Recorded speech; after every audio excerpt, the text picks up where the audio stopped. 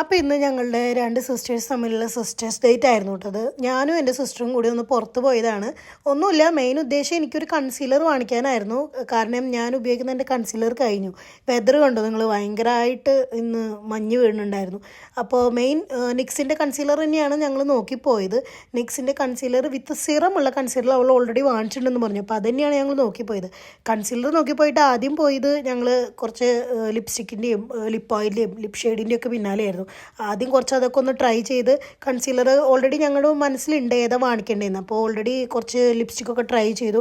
പിന്നെ ഈ വിനയലിൻ്റെ പിപ്പി എന്ന് പറഞ്ഞ ഷെയ്ഡ് അടിപൊളി സാധനം കേട്ടോ, അതും ഞങ്ങളൊന്ന് ട്രൈ ചെയ്തു.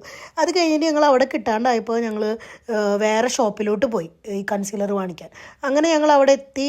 ഞങ്ങൾക്ക് വേണ്ട ഞങ്ങൾ ഓൾറെഡി നോക്കി വെച്ചിരുന്ന ഷെയ്ഡ് ഞങ്ങൾക്ക് കിട്ടി. ഞങ്ങൾ ആ ഷെയ്ഡ് ഇതായിരുന്നു ഞാൻ എടുത്തിട്ട്, വിത്ത് സിറം വരുന്ന കൺസീലറായിരുന്നു. അപ്പോൾ അവൾ എനിക്ക് കളർ കറക്റ്ററൊക്കെ ഇട്ടിട്ട് എൻ്റെ കണ്ണിൻ്റെ അടിയിൽ ഒന്ന് ഇട്ട് തരിക കേട്ടോ. അപ്പോൾ അവൾ എനിക്ക് ഇട്ട് നോക്കിയിട്ട് ഞങ്ങൾ കുറേ നേരം 2-3 ഷെയ്ഡ് ട്രൈ ചെയ്തു. ഞാൻ അതിൽ വിത്ത് സിറം വരുന്നതിൽ മീഡിയം ഷെയ്ഡാണ് ഞാൻ എടുത്തത്. എനിക്ക് അതാണ് ഒന്നും കൂടി ബെറ്ററായിട്ട് തോന്നിയത്. ഇപ്പോൾ അത് മീഡിയം ഷെയ്ഡ് ഇടുമ്പോൾ എനിക്ക് കളർ കറക്റ്റർ ഇല്ലെങ്കിലും എനിക്കത് ഓക്കെ ആയിട്ട് തോന്നി. അവൾ ഇട്ടതിന് ശേഷം ഞാനും ഒന്ന് ഇട്ട് നോക്കി, എനിക്കൊന്ന് സംതൃപ്തി വരാൻ വേണ്ടിയിട്ട്.